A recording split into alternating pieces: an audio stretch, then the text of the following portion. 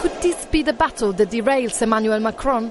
The French president is going head-to-head with the mighty rail unions, trying to fast-track the biggest shake-up of French railways operator SNCF since it was nationalised in the 30s.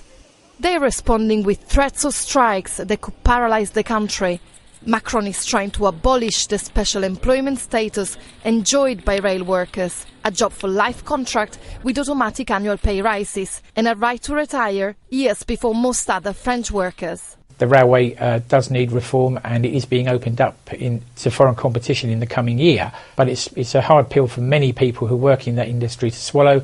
And I think labour relations could take a turn for the worse, and he could fall out of favour with many of his previous supporters. Prime Minister Alain Juppé tried to reform the sector in 1995, and mass rail strikes saw him defeated. But French unions are weaker and more fragmented than in the 90s. And the public is less sympathetic. A day or two, that's fine. We get the message. But if the goal is to completely paralyse the country, it's a little selfish.